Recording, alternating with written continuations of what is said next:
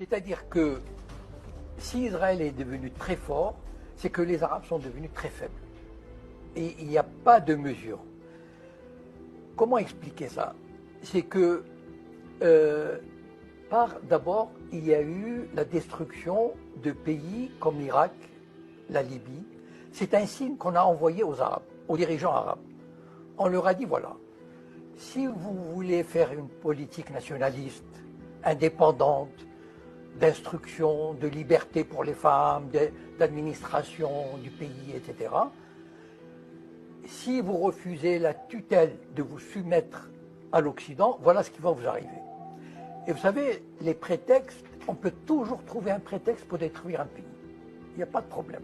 Voilà. Donc, on a envoyé des messages à des pays. Il y a des pays comme le Maroc et l'Algérie, par exemple, on les menace avec le séparatisme. Ça veut dire qu'il y a le Mossad qui travaille dans les zones berbères, etc.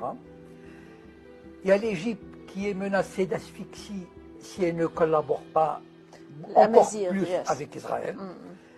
Donc en fait, il y a toutes sortes d'actions qui sont menées, qui sont, par exemple, les monarchies du Golfe, on peut leur dire, écoutez, si vous ne collaborez pas avec Israël, ben on va vous envoyer Daesh. Vous tenez à vos trônes, vous tenez à vos privilèges, vous tenez aux richesses accumulées à New York, à Genève, à Paris. Collaborez. Sinon, on vous confisque vos biens et on vous envoie Daesh. Donc en fait, ils sont dans une position de faiblesse. Pourquoi? Parce que la plupart des gouvernements arabes, la plupart, ou presque tous, sont des castes qui n'ont aucune légitimité. C'est-à-dire, ce sont des groupes qui ont pris le pouvoir et qui se maintiennent au pouvoir avec des tas de privilèges. Tous les gouvernements arabes aujourd'hui, qui sont des castes, ont tout à perdre de résister.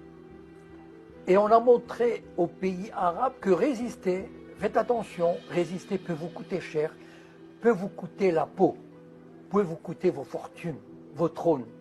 Donc, collaborer, et c'est ça qui a fait que les monarchies du Golfe, de toutes les façons, si on compare et d'abord, évidemment, Israël n'est pas seul dans cette histoire, il y a l'Amérique derrière, et quand on dit l'Amérique, bon, on imagine ce que c'est déjà.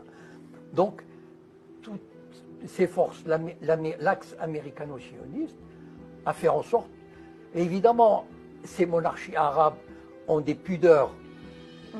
Elles ne peuvent pas établir des relations diplomatiques directement. Alors, on commence petit à petit, on habitue. Il y a des journalistes, par exemple, un échange de journalistes, d'hommes d'affaires, la sécurité. Mais je pense que c'est, à moins d'un bouleversement du cœur de la Palestine, je pense que c'est une tendance qui ira en s'affermissant, c'est-à-dire une soumission.